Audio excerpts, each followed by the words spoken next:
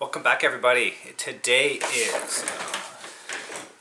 Welcome back, everybody. Today is June 2nd, 2019. For once, I'm getting this video done roughly at the beginning of the month. And this is going to be episode 6 of What Is On My Desk. So for this video, we're doing a quick update on the 4 German models that you've been seeing over the past couple of months. Getting close to being finished, so you'll kind of see that final stage right before they're completed. I got about a month left to get them done, actually less than a month. They have to be completed by July 1st in order to meet the deadline for that group build on Aircraft Resource Center.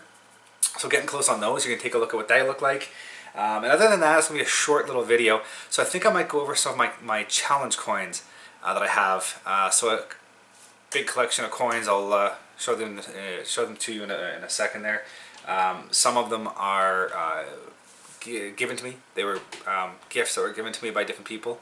And others were ones that I have purchased at different air shows and museums and stuff. So I think today I have a new coin I was given the other day. So I think I'm going to go over the part of that collection that were given to me. And you guys can take a look and see what that is. So that'll fill out the video a little bit.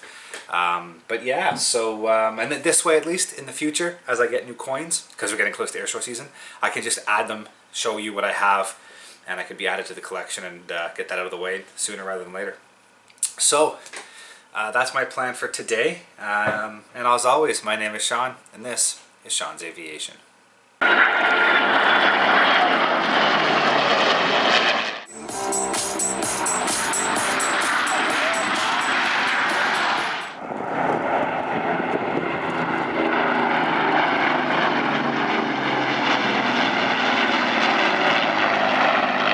Okay, so here we are, June 3rd. I can't remember if I filmed the intro yesterday or the day before. Unfortunately, life with 11 and a half week old twins and a 3-year-old, every day feels like a week. So it's a little hard for me to remember what I actually did yesterday, let alone, you know, more than a day or two away. I can't remember what I did this morning, to tell you the truth. I have no idea what I had for breakfast today. It's all a giant baby blur. So anyways, here we are. We are going to do a quick catch-up on the 4 models I got going. The Focke-Wulf 190A8, the Dora 9, the TA152, and the HE162. So, I guess to start it off so you can understand where we are, all 4 kits are roughly at the same place. Paint is done, decal is done. I'm currently working on the sealing coat of Future. I always put another coat of Future over the decals just to make sure nothing shifts or slides or peels off while I'm doing the weathering stages. So yeah, you'll see almost the finished product, and hopefully if all goes well, considering, as I said, July 1st is the end of the group build on Aircraft Resource Center. I'd like to have all 4 of these kits done by then. So the next video that you guys are going to watch, you should see the clip of all 4 kits completed. So without further ado, let's get it started. So we'll start off, as always, with the Focke-Wulf 190A8. So as I said, as you can see, paint is complete. Decals are on, and I'm working on the second coat of gloss. This is a combination, this is strictly, I believe that I used Eagle Strike. Let me get the instructions out to confirm again. Yeah, Eagle Strike decals, great company. I don't know if they're still in production, not to tell you the truth. I haven't bought any of their decals recently, so I don't know if they're still in business or not, but great decals. Everything goes on nice and easy. Everything settles down nice and smooth. Excuse me. I'll zoom in a little bit here. You can see how nicely those decals have settled in, and on the side of the fuselage here, how nicely into the panel lines everything settles. So great set of decals. Very impressed, very happy with the quality of these. And the only issue I have, if I want to call it an issue, is I feel like the green is a little bit lighter than it should have been. I followed directly off the instructions, and I don't know if it's whether the drawing, as you see in the drawing, it's a darker green than what's on the kit. And I don't know if it's whether the color they used on the drawing is darker than it should be, or whether the color callouts were wrong, or whether the company that made the paint made it a little too light. Not quite sure one way or the other what the issue is. It still looks amazing. I'm very happy with how it turned out. I did some of the proper masking, so it looks like that they painted around the roundels. You know, the markings were already in place, and then the green was painted around it. Very happy with how it all turned out. Just like I said, a little bit lighter than I would have liked. But anyways, you know, it is what it is. So it's coming right along. Some of the little tiny fiddly bits. All the Focke-Wulfs have the same decals on landing gear, and they all have the same little warning on the back of the headrest. So you always got to make sure, because I gloss coated that, you got to make sure you hit that with a bit of flat coat before you install it. You always want to remember that. So like I said, the Focke-Wulfs, they all have the same little decal on the gear door. I'm assuming it's like oleo pressure or tire pressure or something. And the 3 Focke-Wulfs all have a spiral decal. I'll show you each individual one, because the spirals are a little bit different on spinner to spinner. But it does have the little spiral decal. Bit of a pain to put on, but it looks great when it's done. And this A8 also has the decals on the drop tank. It's the only one with the drop tank. So again, they went on nice. Everything, as I said, was Aeromaster on this first excuse me, A8. So it turned out quite nice. So just a little bit more, finish the finish the gloss coat, some weathering, and the flat coat. So it's coming along. The D9, again, it's in the same position really. Paint is done, decals are done. For the, I can't remember if this was in the last video or not, but for the spots, the little tiny splotches, I actually made a mask from the instructions. I blew the instructions up, printed them out, and you can see it just tape it in place and paint the little splotches. That way it wasn't necessarily hand done. They would have been exactly where they needed to be, and they wouldn't be out of shape or out of size or anything like that. So the decals on this one were a combination of the, I can't remember who made these ones now off the top of my head, Micro Scale maybe. Anyways, a combination of those decals, as well as, let's see if it says on here. Yeah, I can't remember. I honestly can't remember. Anyways, aftermarket decals. So the main markings, the roundels, the crosses, the fuselage markings, the tail band, and the name all came from the aftermarket sheet. I'll figure the name out. I'll put the name here on the screen, probably over here somewhere right about now, because I can't remember off the top of my head.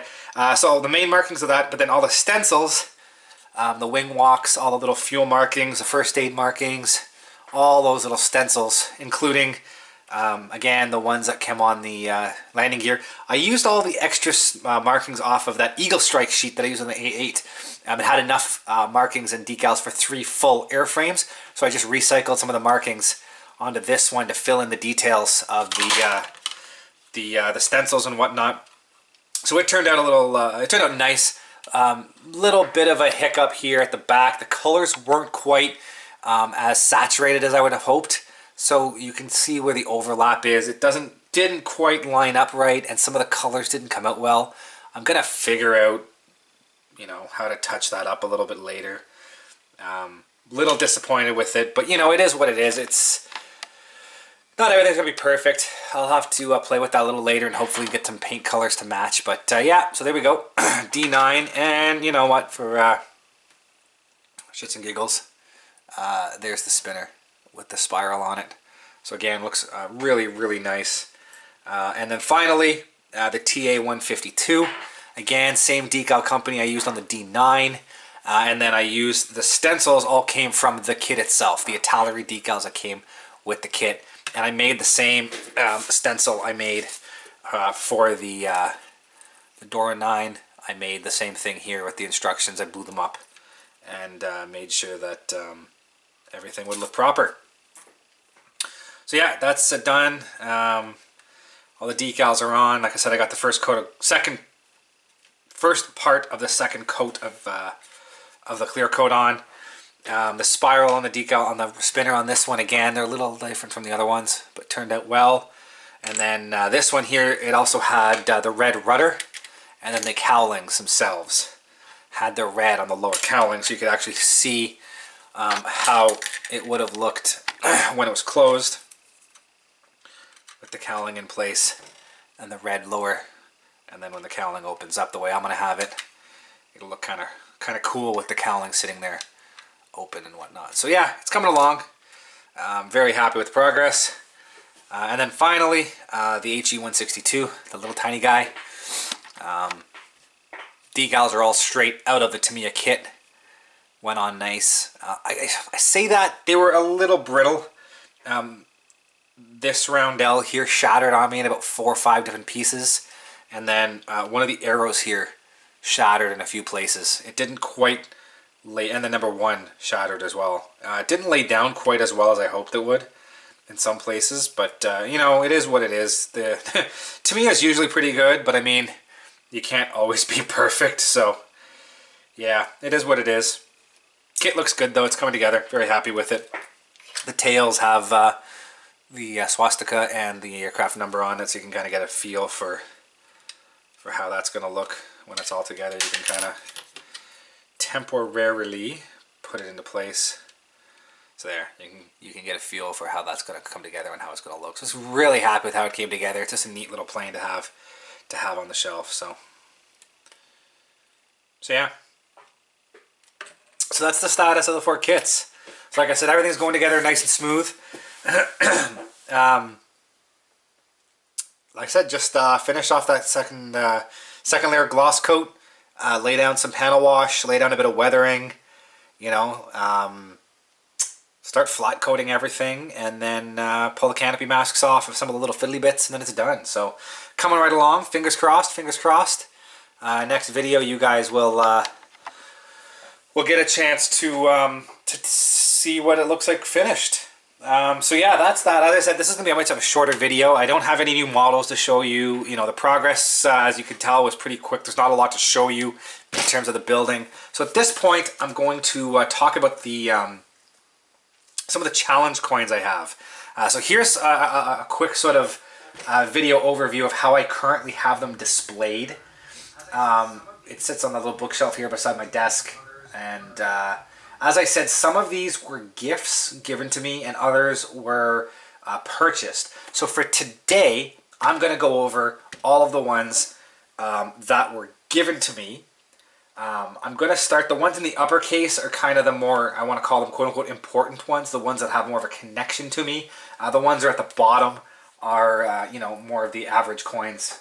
I'm planning to figure out at some point how to do a nicer display with these. I might turn this entire shelf into a tiered, like a wooden tiered showcase, you know, where I can add more, you know, layers, build one little display case and keep building another one to fit underneath. I don't know yet. I got to work on it. We'll see what happens. But for now, let's start. So I'll head back to the desk here and I will pull out the upper display case that has some of the ones that like I said, the ones that I kind of have more of a connection with me.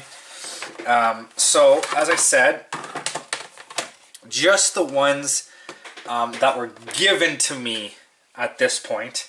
So out of this display case, I actually have, I guess, four that were given to me. I'll kind of go through them in the order of, in my opinion, out of this display case, the order of sort of higher level to lower level. There's a whole thing with challenge coins. You get them a lot now as souvenirs from different organizations and places. They started as an internal military system. That's what they call the challenge coin. The idea was, you know, you have a coin and all the coins are ranked internally, sort of, you know, from highest level to lowest level. And if you walk into a bar and you challenge somebody, the idea is if you walk in, you think you have a coin that's better than anybody else's, you challenge everybody else, you know. And I don't know the entire thing, but I know if you challenge everybody else and nobody else has a higher coin than you, you know, anybody who tries to challenge you, you know, if whoever has the lowest coin buys the round, but if you challenge somebody and somebody beats you, you buy the round for everybody, even if they're not the lowest. So if I walked in and said, hey, challenge coin, and I, you know, get a coin ready, everybody who gets a coin ready, don't quote me on this. This is how I've explained it. If anybody knows the truth, boom, boom, boom, boom, boom, down below, let me know for sure if I'm right or not. But the way I understand it is you kind of walk in and you challenge, you know, do the coin challenge. Everybody kind of gets a coin out. and everybody lays a coin down. And if I call the challenge and I have the highest coin, anybody who has the lowest coin buys the round.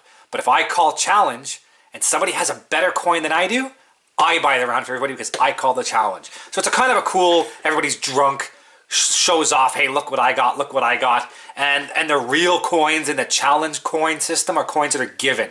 Units have two. Units have the internal challenge coin that are given out and the ones they sell at air shows for fun. So I'm going to show you the ones that were given to me, which as far as I know, I have 4 of them. 5 for sure, maybe as many as 7 that were given to me that you cannot buy anywhere. So I'm going to start with the top of the list in my opinion, and it's this guy here. I'll zoom in so you guys can actually read what these coins say. So for those of you who can't read that, that says Vice Presidential Aircraft Security. It's got the Vice Presidential logo, and on the back, Ravens Air Force 2. So this one I actually just received last week. I worked the Air Force 2 visit here in Ottawa when Mike Pence came up, and this was given to me by the Air Force security personnel who worked the flight. I helped them drive around the airfield and whatnot, and I was sort of the second in command of the visit on our FBO side. So this was given to me. So I mean, there's not too many coins out there that could beat this. Really, Air Force One, the presidential coin, would be the only coin that could top this in a challenge. So that's a pretty cool coin to have. Again, you can't buy this anywhere. I mean, you might be able to buy them online if somebody else who has one gets rid of it, but you can't just kind of go to like a souvenir shop and buy these things. These are given out only. So that's sort of the highest coin I have. It's not the coolest coin. I'll show you the coolest coin I was given. That's coming up soon. But this is sort of the highest coin that's ever been given to me because you can't buy it. It's a legitimate challenge coin. In my view, the second most important to my mind is this one. The Royal Canadian Mounted Police. On the bottom it says Gendarmerie Royale du Canada. It's Royal Canadian Mounted Police in French. It's the full-on RCMP challenge coin. As far as I know, you cannot buy this anywhere. This is only given out. The one thing I don't know is here on the bottom, it says 034. It's a numbered coin. I don't know where the number comes from. Like, you know, is how many were made in this batch? What differentiates one batch from the other? I have no idea.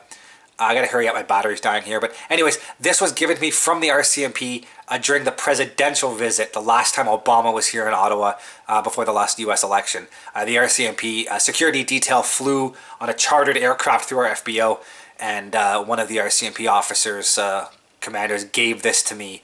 I worked the Obama flight at the hangar, and the very next morning I was back at the FBO for the departure, and he said, you know, gave this to me and said thanks for all the help and long hours and good work and yada yada yada. So, you know, don't know the history behind the actual coin, but still a pretty cool coin. The last one, and the top row I have here, this one here, Admiral Bob Papp, Commandant. So it's the, from what I understand, it's the Commandant of the United States Coast Guard. He flew through and he gave this to me. They came by and said thanks and shook the hand and threw it in my hand. So it's the Commandant of the U.S. Coast Guard who happened to come up. So I mean, Admiral Bob Papp, again, that's one of his personal ones. It has his name on it. When he leaves the job, these aren't given out anymore. Pretty cool. Really have to hurry it up. My phone's about to die. My climate about to die. This is the coolest one that was given to me. This is from the 127th AMXS. It was given to me, weapons maintenance personnel from Selfridge Air National Guard Base. I was there for the air show, helping out with Vintage Wings with the Hawker Hurricane. A couple of guys came by, asked if they could see the plane, brought them out on the wing, looked at the cockpit, showed them around the plane, yada yada yada. They really enjoyed their time, and the next day, the Sunday, they came over and gave me this. Again, this is the actual challenge coin. These are not sold to the public. They're just given by members of the unit to other members who they, you know, are believed to have honored enough to have one. So pretty cool coin given to me. That's sort of the cool ones that were given to me. Just quickly, I'll go through the others. I've got a Textron Air Land, the Scorpion, transited through. We got talking about cool things, and the Cessna guys gave that to me. So Textron Scorpion coin given to me. Provincial Aerospace, same thing. These guys came through demoing one of their King Airs, and we had him in the hangar doing some demos to some government personnel, and as a thank you and all that stuff, gave me the coin. Final one that was given to me, make this quick, FAA, November 1. These guys flew through a couple of years ago. The FAA's Gulfstream 4 crew, again, as a thank you, handed me this coin. I've never really seen these guys around, but there you go, FAA November 1 coin. As far as I know... Oh, last one, Beechcraft, Special Missions. These guys came through again. I believe this was the same time they had the Cessna Textron, the Scorpion in. It's all owned, Beechcraft Cessna, owned by the same company now, Textron. These guys with Special Missions. Okay, it turns out it wasn't battery, it was memory card. So here we go. So yeah, the same time that the Scorpion guys were in town, the Textron, Scorpion Textron owns, like I said, Beechcraft and Cessna and Raytheon. So last time these guys were in town, the pilot of the other plane, so this guy was the Scorpion captain, gave this to me. We got talking about collectibles and whatnot. He gave this to me. And the pilot of the other plane, who heard I was a coin collector, he gave me this one here. Special Missions. So they got the King Air Special Missions logo on one side and the Hawker 800 Special Missions coin on the other side. So as I said, I'm not entirely sure whether you can go and find these and buy them or if they're strictly given out. I have no idea, but pretty cool. So out of all of those coins, as I said, for sure,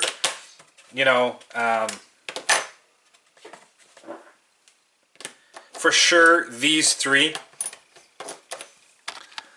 out of all those coins, for sure the top three, you cannot buy these from an organization. These are given out by specific people to those they believe are deserved for them. And as I said, all three were given to me. These two are given to me from the Textron guys. No idea whether you can buy these or not. I'm sure they've given a few of these out to different people at different air shows. Still not 100% sure if they can be purchased. Pretty sure this guy falls up here, the November 1 coin. Can't buy that anywhere. These two, not 100% sure. Same thing goes here for the Provincial Aerospace. You might be able to buy these through the company. I don't know. Taking a quick look at all the other coins I have kicking around. The rest of them are pretty much ones I've purchased or can be purchased. I do have two. This guy here, Canadian Harvard Aerobatic Team, Canadian Harvard Aircraft Association, based out of Tillsonburg, Ontario. This coin can be purchased. It's strictly a souvenir that they sell. However, this one was given to me by the Harvard boys at the Hamilton Air Show a few years ago. We had, what did we have down there? We had something flying in the show with vintage wings. I can't remember, but we ended up setting up shop beside the Harvard boys, and I was giving them a hand all weekend with the vendor side of things. And these guys were nice enough to give this to me at the end of the weekend. Knowing I was a big Warbird guy and coin collector, they gave me this as a thank you for all the help I gave them for the weekend. And the last one, let me get these guys all put away here.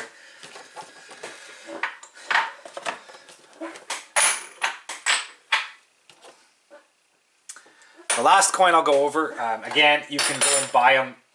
Well, I don't know if you can buy these ones anymore. So this is the Roseland Spitfire. This is the Y2K Spitfire based out of the Vintage Wings of Canada. So what they did when they bought the project off of the Comox Aviation Museum is they stamped out the skins and turned them into this. It's actually a, let's see if I can get it out here.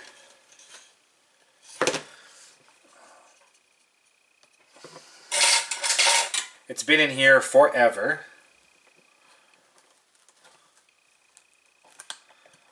Okay, there we go. So the box was actually made by a volunteer. Then there's a plaque inside the door that was actually signed by Stocky Edwards, who flew P-40s in World War II, and our P-40s painted up in his markings. So this was all handcrafted by a volunteer, as I said, and the plaque was made up by and signed by Stocky Edwards. And the coin itself, the Spitfire embossed on the side, you can see it's actually a three-dimensional Spitfire mounted to the surface of the coin. It was actually stamped out of a piece of wing skin from the original Spitfire used in the restoration. TE, I can't remember the exact name, TE394 or TE294 is the airframe that we have flying as Y2K, and this was part of the old skin they pulled off before they redid it. So you get the logo on this side. The back side has the Vintage Wings of Canada logo, and then they're numbered. They only made, I believe, oh, here we go, look at that, TE294, I called it. Haha, I remembered. That's the aircraft that this was stamped from. They only made a couple of hundred of these. I think 500 was the total number. And I talked to my wife, told her about how I really wanted to get this coin, yada, yada, yada. She worked for Vintage Wings at the time. Don't know if she paid for it, if she arranged it to be given to me, who knows, but she presented it to me with number 426. For the 426 Squadron, 426 Thunderbird Squadron. RCAF Squadron flew her Lancasters in World War II and Halifaxes. I have one of my models done up as a 426 Squadron Lancaster, so kind of had a bit of a meaning to me. I don't have a real connection with the Air Force, but that squadron has a bit of a meaning to me. So anyways, that's, again, I don't know if they're still available, but these were able to be purchased from Vintage Wings of Canada. This was a bit of a pricey coin. It was up in the $100 range when it went, but there's not too many that have the actual Spitfire embossed on it, and it would help us fundraise for the airframe. So yeah, this is definitely near the top of my list of cool coins I have. Plus, I mean, the Vice Presidential coin and the Commandant of the U.S. Coast Guard. So these were all the coins, as I said, that were given to me, either personally by somebody connected to the coin, or as a gift from another organization, or people, you know, person I know. There's a lot of other coins I have. I'll go over those in another video. I might make it strictly a coin video, who knows. I'll try to maybe tack it on. I don't have a story behind them all, so I'll just quickly go through them all at another video when I have a shorter video. But there we go. You've seen the update on the kits. You've seen all the challenge coins that were given to me. And yeah, so that is that. Hopefully, I'll have another how-to video come up in the next couple of weeks. I got to figure out what I'm going to do next. It's either going to be Alclad airbrushing or possibly cockpit masking. I got to check my list and see what's next. But those are going to be coming up soon. So stay tuned. And thank you again for watching. Any questions, any comments, anything at all, boom, boom, boom, boom, down in below in the comment section. By all means, ask away, comment away, whatever you want. If you hate all these videos, tell me you hate them. Tell me what you want me to do better. We'll make it work. So thanks for watching, and stay tuned for the next one. Thank you for watching, guys, and as always, if you are interested in any of the content you see, you can access my website at www.seans-aviation.com. You can see all the latest pictures of aircraft and museums and the build logs of all of my current models and past models on that site. And if you're interested in any of this content, please click the subscribe button here on YouTube to follow more. Thank you very much, and see you guys next time.